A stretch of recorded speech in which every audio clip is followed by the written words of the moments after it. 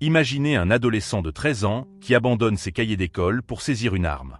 Aujourd'hui, à 24 ans, il dirige une armée de tueurs et affiche sa richesse sur les réseaux sociaux. Son surnom ? La Peste. Un nom qu'il porte avec fierté car selon ses propres mots, personne ne survit à sa rencontre. Voici le portrait terrifiant d'une génération perdue. Notre histoire commence dans les terres arides du Sinaloa, cette région mexicaine devenue le berceau mondial du trafic de drogue. C'est là que naît la peste, dans un environnement où la violence côtoie le quotidien et où les narcos sont vénérés comme des héros. Dès son plus jeune âge, il baigne dans cette culture mortifère. Sa chambre d'adolescent ressemble davantage à un sanctuaire dédié aux criminels qu'à celle d'un enfant normal. Les murs sont tapissés de posters de membres des Anthrax, cette unité d'élite de sicaires réputée pour sa brutalité sans limite. Parmi toutes ces figures, une seule capture vraiment son imagination. El Chino Anthrax. Ce personnage fascinant incarnait tout ce dont rêvait le jeune garçon. Chef de la sécurité personnelle d'Ismael El Mayo Zambada, l'un des barons de la drogue les plus puissants au monde, El Chino menait une existence de luxe absolu. Voitures de sport, bijoux étincelants, fêtes somptueuses, il étalait sa richesse sur Instagram comme un rappeur américain. Cette vie de rêve hypnotise littéralement la peste. Mais ce que l'adolescent ignore à cette époque, c'est que derrière ce glamour apparent se cache une réalité impitoyable. Dans ce milieu, il n'existe que deux issues possibles, la prison à vie ou une mort violente et prématurée. El Chino Anthrax lui-même en fera les frais en 2020, abattu dans les rues de Culiacán par des rivaux. Mais à 13 ans, la peste ne voit que les paillettes et refuse d'imaginer les conséquences. Un soir, pris d'une détermination aveugle, il prend la décision qui changera à jamais le cours de son existence. Il va suivre les traces de son idole, coûte que coûte. Les recruteurs du cartel de Sinaloa n'ont aucune difficulté à attirer ce jeune homme déjà acquis à leur cause. Ils exploitent sa fascination pour les corridos, ses chansons populaires qui glorifient les exploits des narcotrafiquants. Ces ballades modernes transforment des assassins en légendes, des criminels en héros populaires. Contrairement à la majorité des adolescents recrutés comme chair à canon dans cette guerre sans fin, la peste démontre rapidement des aptitudes exceptionnelles pour la violence organisée. Au lieu de mourir dans une fusillade anonyme, il gravit méthodiquement les échelons de cette hiérarchie sanglante. Sa progression fulgurante attire l'attention d'opérateurs de haut niveau, proches de l'entourage direct d'El Mayo Zambada. Son territoire d'opération s'étend sur la Basse-Californie, cette région stratégique qui contrôle les routes vers les États-Unis. Tijuana, Tecate, Rosarito, Ensenada, autant de villes où son influence grandit jour après jour.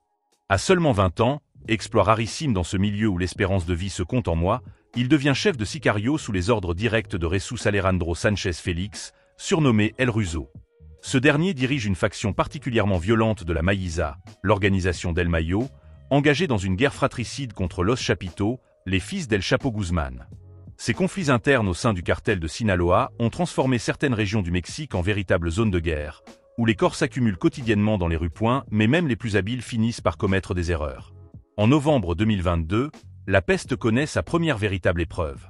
Il sort d'un bar de Mexicali en compagnie de son lieutenant, El Beni, quand une patrouille de police les intercepte.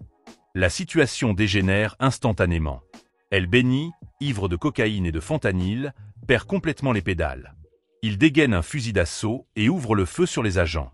La fusillade est brève mais meurtrière. El Beni s'effondre sur le bitume, tué sur le coup par les balles policières. La peste tente de fuir mais les renforts l'encerclent rapidement. Après avoir reçu une correction magistrale de la part des forces de l'ordre, il est arrêté et accusé de tentative d'homicide. Les autorités annoncent fièrement cette prise importante et l'expédient vers le Centre fédéral de réinsertion sociale numéro 13, à Oaxaca, à des centaines de kilomètres de son territoire. Les médias relatent son incarcération, les autorités confirment sa détention, tout semble indiquer que la peste paiera enfin pour ses crimes. Mais un an plus tard, l'impensable se produit. Il réapparaît libre comme l'air dans une interview accordée au journaliste Luis Chaparro. Au volant d'une camionnette de luxe, il explique avec un sourire narquois « Ils m'ont laissé sortir.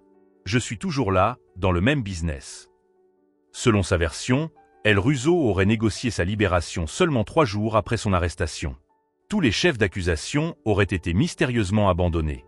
Cette version officielle soulève d'innombrables questions sur le fonctionnement du système judiciaire mexicain. Comment un sicaire notoire peut-il retrouver la liberté aussi facilement? L'identité même de la peste demeure floue. Les autorités l'identifient tantôt sous le nom de Christian Alexis Mendoza Guillé, tantôt comme Eduardo René Robles Lopez. Cette confusion n'est peut-être pas accidentelle. Certains analystes suggèrent que plusieurs individus pourraient utiliser le même pseudonyme, créant une légende collective difficile à traquer. Malgré les déclarations officielles qui le maintiennent incarcéré, la peste continue d'alimenter ses réseaux sociaux depuis sa supposée cellule de prison. Son compte Instagram rassemble des dizaines de milliers d'abonnés fascinés par ses publications. Armes automatiques, montres de luxe, voitures de sport, même un singe domestique équipé d'un gilet pare-balles. Rien ne semble trop extravagant pour alimenter sa légende. Cette nouvelle génération de narcotrafiquants a parfaitement compris l'importance de l'image et de la communication. Ils ne se contentent plus d'opérer dans l'ombre, ils revendiquent leur statut publiquement. Plusieurs corridos lui sont dédiés, accumulant des millions de vues sur les plateformes de streaming. Ses chansons, validées par les criminels eux-mêmes avant publication, participent à la construction de leur mythe. La guerre interne qui déchire le cartel de Sinaloa a fait des centaines de victimes, mais elle a aussi révélé l'émergence de ces nouveaux criminels. Pendant que les médias focalisent leur attention sur les grands capots traditionnels, ces sicaires digitaux opèrent au grand jour, protégés par un système défaillant et une société fascinée par leur mode de vie. La peste incarne parfaitement cette évolution. Il a réalisé son rêve d'adolescent, devenir comme El Chino Anthrax. Mais à quel prix? Et pour combien de temps? Car dans ce milieu, même les plus habiles finissent toujours par payer leurs crimes. La question n'est pas de savoir si cela arrivera, mais quand et comment. Cette histoire soulève des interrogations profondes sur notre époque. Comment des enfants peuvent-ils être séduits par tant de violence? Quel rôle jouent les réseaux sociaux dans la glamourisation du crime? Et surtout, que dit l'impunité apparente de la peste sur l'état de nos institutions? L'histoire continue de s'écrire, et malheureusement, elle ne semble pas près de connaître un dénouement heureux.